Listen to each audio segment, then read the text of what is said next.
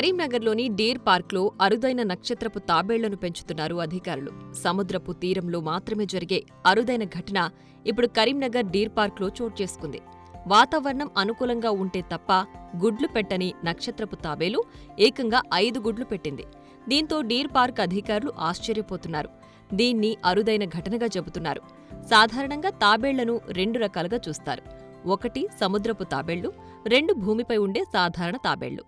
ఈ తాబేళ్లలో తిరిగి 10ల సంఖ్యలో జాతులున్నాయి. జపాన్, ఆస్ట్రేలియా, న్యూజిలాండ్ లాంటి దేశాల్లో 5 జాతుల తాబేళ్లుంటాయి. వాస్తవానికి అవి ఎక్కడ పుడితే తిరిగి అక్కడికే వెళ్లి గుడ్లు పెడుతూ ఉంటాయి. గుడ్లు పెట్టిన తర్వాత మిగిలిన జీవితమంతా సముద్రంలోనే గడిపేస్తాయి. కేవలం గుడ్లు పెట్టడానికి మాత్రమే తాబేళ్లు భూమి మీదకొస్తాయి. కొన్ని సందర్భాల్లో వివిధ సముద్ర తీరాల దగ్గర వేలాది తాబేళ్లు బయటకొచ్చిన దృశ్యాలు మనం చూస్తుంటాం.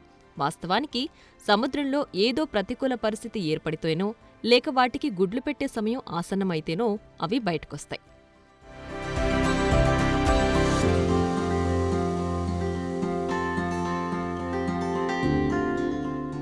అయితే ఆ తాబేళ్లు గుడ్లు పెట్టడానికి సముద్ర తీరంలోని కొన్ని ఇసుక ప్రాంతాలను ప్రత్యేకంగా ఎంచుకుంటాయి.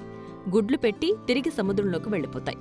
ఆంధ్రప్రదేశ్లో సముద్ర తీరాల్లో గుడ్లు పెట్టే తాబేళ్ల కోసం అక్కడి అధికారులు ప్రత్యేక రక్షణ చర్యలు తీసుకుంటారు.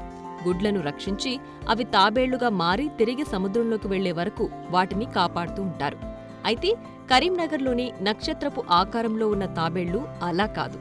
నక్షత్రపు తాబేళ్లు ఎక్కడ పడితే అక్కడ, ఎప్పుడు పడితే అప్పుడు గుడ్లు పెట్టవు. వాటికి వాతావరణం నచ్చితేనే గుడ్లు పెడతాయని అధికారులు చెప్తున్నారు.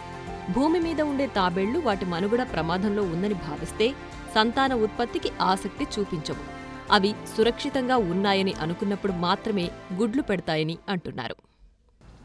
మన డీర్ పార్క్లో డీర్స్తో పాటు రకరకాల జంతువులు, పక్షులు ఉన్నాయి. ముఖ్యంగా ఏంటంటే టార్టాయిస్లు ఉన్నాయి. అందులో స్టార్ టార్టాయిస్ కూడా ఉన్నాయి. అంటే నక్షత్రపు తాబేళ్ళు. నక్షత్రపు తాబేళ్ళు కానీ మిగతా తాబేలు జాతి కానీ ఇవి ఎక్కువ కాలం బ్రతుకుతాయి. అంటే ఏ జంతువు ఎక్కువ కాలం బ్రతుకుతుందో దాని యొక్క సంతానోత్పత్తి కూడా లేటుగా ఉంటుంది. అంటే సంతానాన్ని ఉత్పత్తి చేసే టైం కూడా ఎక్కువగా ఉంటుంది.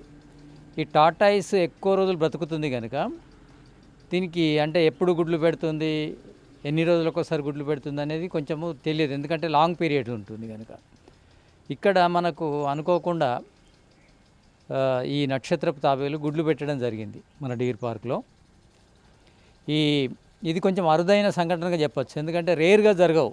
అంటే కొన్ని ఉన్నాయనుకోండి 3 monthsకి ఒకసారి గుడ్లు పెడుతుంటాయి పక్షులు కానీ, కొన్ని జంతువులు ఉన్నాయనుకోండి 6 monthsకి ఒకసారి పిల్లల్ని ఇస్తుంటాయి. అలా కాదు, ఇది చాలా లేటుగా ఉంటుంది కనుక వీటి గుడ్లు పెట్టడం అనేది, సంతానోత్పత్తి చేయడం అనేది మనం క్యాచ్ చేయలేం.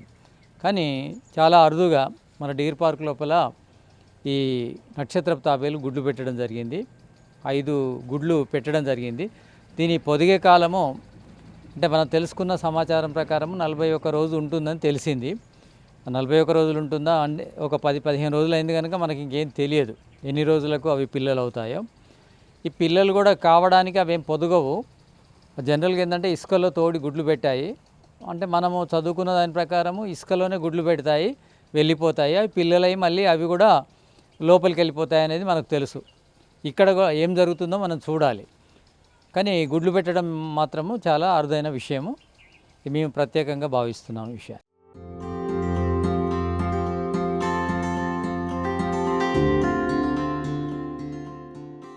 కరీంనగర్లోని డీర్ పార్క్లో ప్రస్తుతం 3 స్టార్ టార్టాయిస్ ఉన్నాయి.